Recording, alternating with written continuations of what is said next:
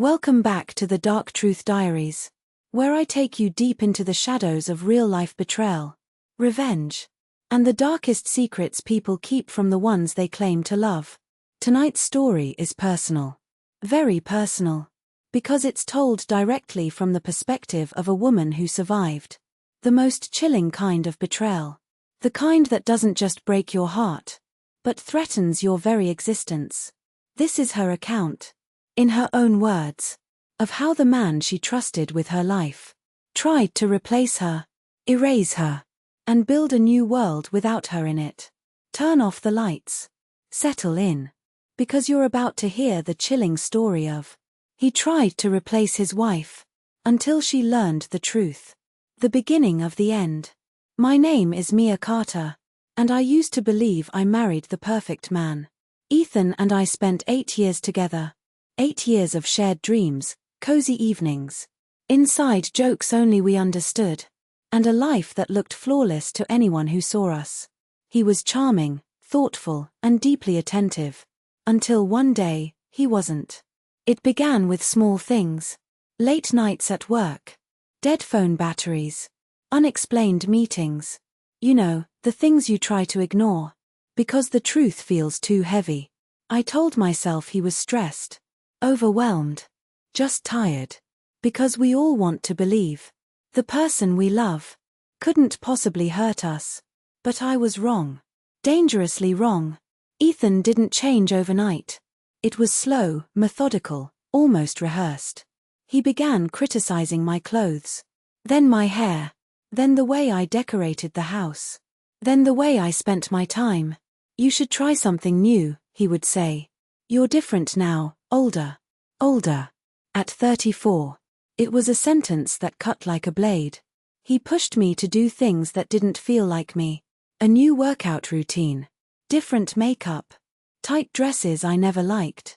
Diets that made me dizzy. I thought he wanted to help me improve myself. I thought he cared. But now I understand. I was being redesigned. Replaced. Reconstructed into someone I wasn't. It was a Tuesday afternoon when I noticed her. A woman lingering near our gate. Young, stylish, maybe in her 20s. She looked lost. Confused. When I approached her, she jumped like she'd seen a ghost. Oh. Sorry, she stammered. I thought this was someone else's house. Her eyes darted around nervously. Then she walked away quickly. I would have forgotten the encounter if I hadn't seen her again. 2 days later. Getting into my husband's car.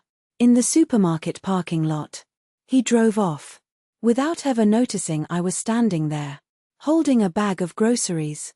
Watching my life fracture in real time. My hands shook so hard. Eggs cracked inside the bag. But that wasn't the worst part. The worst part was how much she looked like me.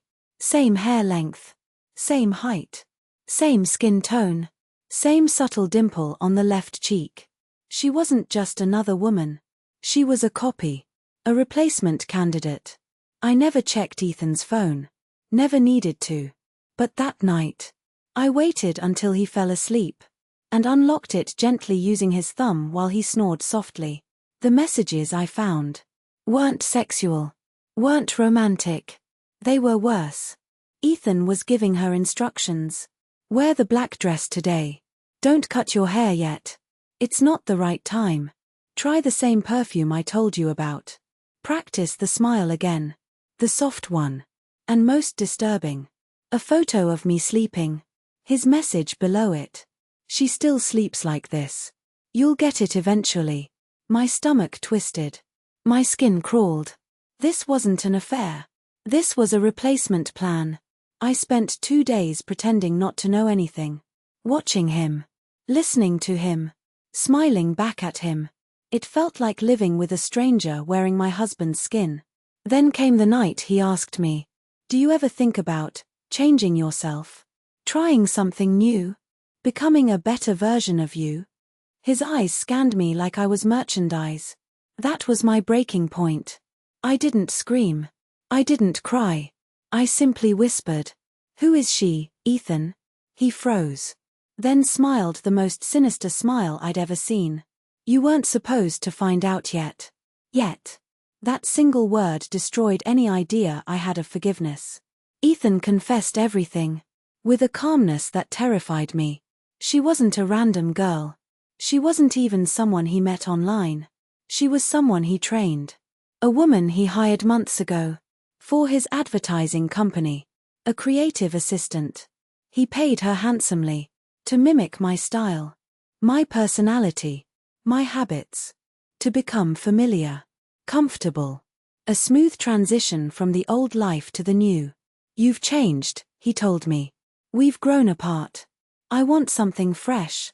But still close enough to what worked before. He talked like I was a product. And she was the updated model. I wanted to vomit. But instead, I plotted. I didn't want to kill him. I wanted to ruin him. Completely. Quietly. Legally. Because vengeance doesn't have to be violent. Sometimes it's smarter. I knew 3 things. Ethan was cheating. His company finances were shaky.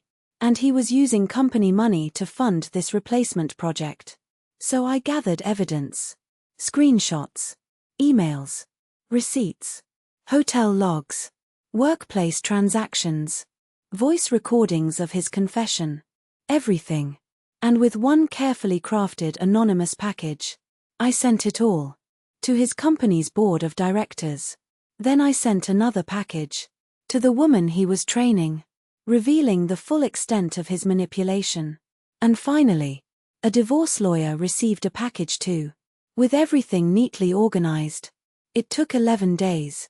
For Ethan's life to collapse. He was fired. Investigated. Hit with fraud accusations.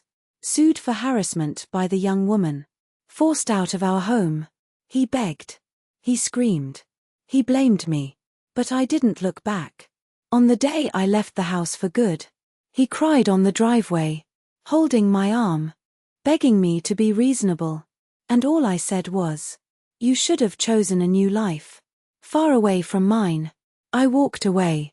Without turning around. People asked if I regret it. Not even for a second. He didn't just cheat. He didn't just betray me. He planned. My deletion. He wanted to remake his life. With someone like me. But younger. Shinier. Easier to control. He tried to replace me. But I replaced him instead. With peace. With freedom. With a new version of myself. That I chose, not him. And in the end, the only person Ethan successfully replaced was himself. You've just heard the chilling personal story of a woman who discovered her husband wasn't trying to leave her. He was trying to erase her and rebuild her in someone else.